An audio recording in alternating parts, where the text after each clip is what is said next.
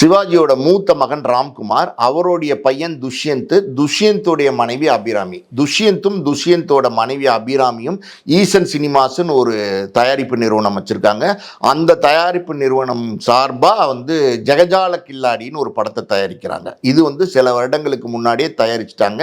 படம் இப்போ எடுக்கப்பட்ட படம் கிடையாது, சில ஆண்டுகளுக்கு முன்னால் எடுத்து முடிக்கப்பட்ட படம். அன்றைய நிலைமையில் விஷ்ணு விஷாலுக்கு 3.5 கோடி ரூபாயில் ஒரு பட்ஜெட்டில் ஒரு படம் எடுக்கிறாங்கன்னா பெரிய விஷயம். ஓகேவா? இப்போ இந்த பட்ஜெட் 3.5 கோடி ரூபாய்க்கு துஷ்யந்தோடைய மனைவி அபிராமியும் இருக்காங்க இல்லையா, ஈசன் சினிமா சார்பாக பல இடங்களில் ஃபைனான்ஸ் வாங்குறாங்க. அதாவது பங்கஜ் மேத்தான்னு ஒரு ஃபைனான்சியர், அவர்கிட்ட நெகட்டிவ் ஃபைனான்ஸ் போடுறாங்க. நெகட்டிவ் ஃபைனான்ஸ்னால் என்னென்னா, இப்போ அந்த ப்ரொடியூசர் அந்த ஃபைனான்சியரை அப்ரோச் பண்ணி, சார் நாங்கள் இந்த மாதிரி ஜெகஜால கில்லாடின்னு ஒரு படம் எடுக்க போகிறோம், இந்த படத்துக்கு எங்களுக்கு நெகட்டிவ் ஃபைனான்ஸ் வேணும், இந்த நெகட்டிவ் ஃபைனான்ஸ் கொடுங்க அப்படின்னு கேட்கும்போது அந்த ஃபைனான்சியர் ஓகே நான் தரேன் அப்படின்னு ஒத்துக்குவார், ப்ராஜெக்டோட வேல்யூவை பார்த்து. இந்த இடத்துல பார்த்தீங்கன்னா சிவாஜியோடைய பாரம்பரியம், ராம்குமாரோடைய மகன், இந்த மாதிரி சில தொடர்ந்து பல விஷயங்கள் இருக்கிறதுனால அதை முன்னிட்டு அவங்க ஃபைனான்சர்ஸ் பணம் கொடுக்கறதுக்கு ரெடியாக இருக்காங்க.